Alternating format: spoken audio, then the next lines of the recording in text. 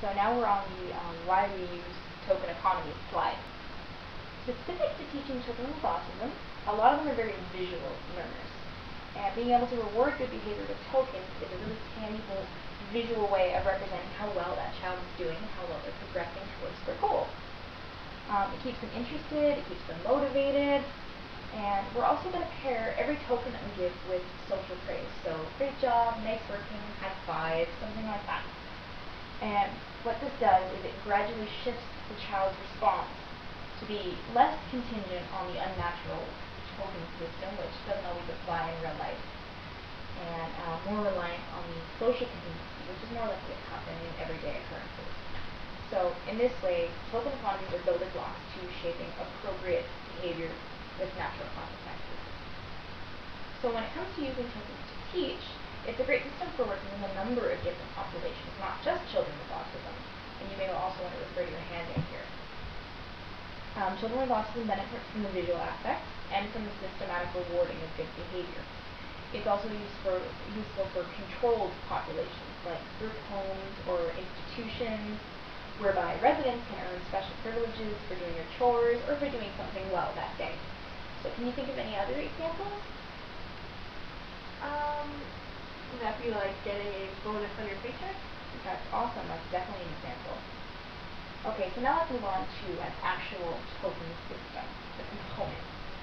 So I have a very simple system with me here, and we're going to use, for this example, for our modeling and for our role play. So I have some pennies and a simple checkerboard with 10 spaces on it. And the idea is that filling up all 10 squares with pennies gets you some sort of reward, something that you find reinforcing. And the tokens themselves, being pennies, are fairly worthless. You want their worth to be relevant to what you can earn with them, not their intrinsic value. So pennies are just an example. You could use check marks inside the squares, fun-shaped hole punches, in a card. Now, if a child is using their tokens outside of table work, you do want to be careful that the tokens are not something that they can replicate on their own. So if it's a check mark, a child can forge their own check mark, theoretically speaking, and really you want it to be something that they have to earn for good behavior, not forge. So does that make sense? Mm-hmm. Okay, great. So the child is earning tokens to get access to what's called backup reinforcers. And what these are is the desirable item or activity that you're earning or trading these tokens in for. Now, earning tokens is a way of being systematically reinforced your behavior while incrementally earning some larger reinforcements. Not only do you get the tokens, which are should be reinforcement in and of themselves, you're ultimately getting the larger reinforcers. So one example would be earning these 10 pennies in order to get a preferred food item, like let's say an ice cream cone. Or maybe even more tokens, like let's say 20, for something really valuable, like an hour of TV time or time surfing the internet. So let's talk about how we give out these tokens. Now here's where the schedules of reinforcement come into play. Sometimes we want to give tokens for each and every correct response in order to build momentum. So when we're teaching a child with autism to review the table work, for example. Other times, however, you want to reward lengthier periods of correct behavior or on a more randomized basis. So remember what we discussed about motivation. Your schedule of reinforcement, whether it be based on set for variable blocks of time or a set for variable number of responses, it's all going to depend on your learner and what can help them be motivated as best as possible.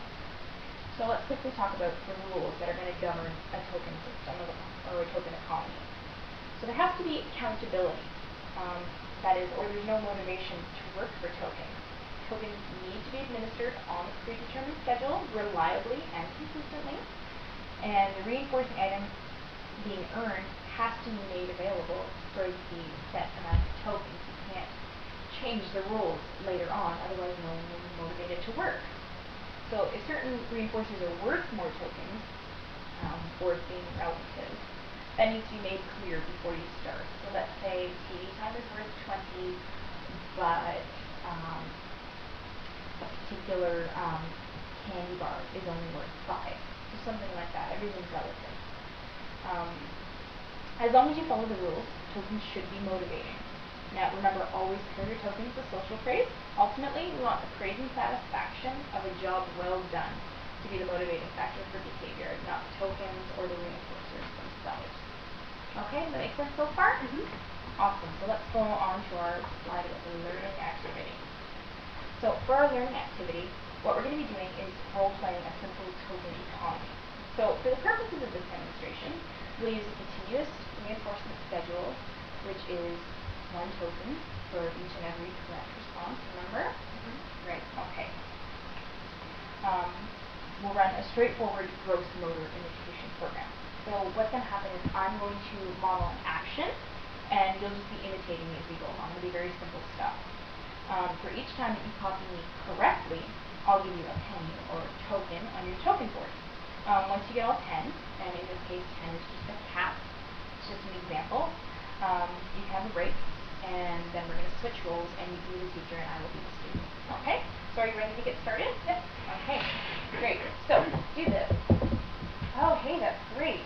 I notice how I'm pairing social praise. Okay, do this. Super job, nice copying me. There's another token. Good job. So do this.